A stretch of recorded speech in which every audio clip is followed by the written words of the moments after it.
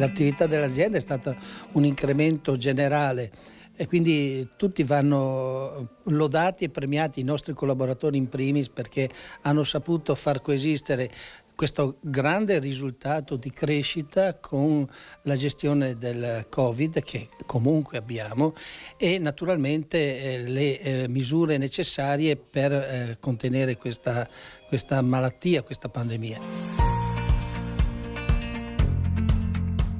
Le parole di lode del direttore generale Edgardo Contato nel corso del bilancio di fine 2022. Il punto sulla gestione del budget di 1 miliardo e 400 milioni con 5 ospedali pubblici e 4 privati accreditati.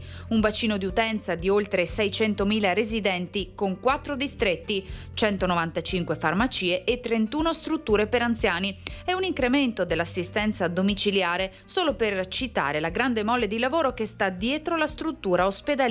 In questi anni ha avuto uno sviluppo continuo ed è questo a nostro avviso la strada da percorrere: tenere sulla rete ospedaliera ma soprattutto potenziare quello che era la rete territoriale per avvicinare i servizi ai cittadini. Da quando c'è la pandemia, un veneziano su 2 si è contagiato di Covid. Con l'emergenza sanitaria, da cui è emerso un altro problema, il peggioramento della salute mentale della popolazione. La conferma giunge dai dati. Negli ultimi 3 anni la presa in carico per disturbi psichiatrici è aumentata di quasi il 33%. È una malattia strana questa che stiamo conoscendo giorno per giorno.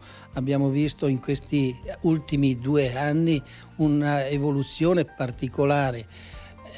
Noi l'abbiamo combattuta con le armi che abbiamo avuto a disposizione, dai primi tamponi ai vaccini, al continuare a tamponare e a vaccinare anche quest'anno nonostante il modificarsi della malattia. 2022 annata soddisfacente con tutti i settori produttivi in crescita. L'obiettivo resta quello di garantire i cambiamenti dei profili dei bisogni legati anche a nuovi investimenti sulla strada tracciata dal PNRR, con ad esempio il progetto Cataratta. In quest'area ci sono delle difficoltà e ci sono delle liste d'attesa.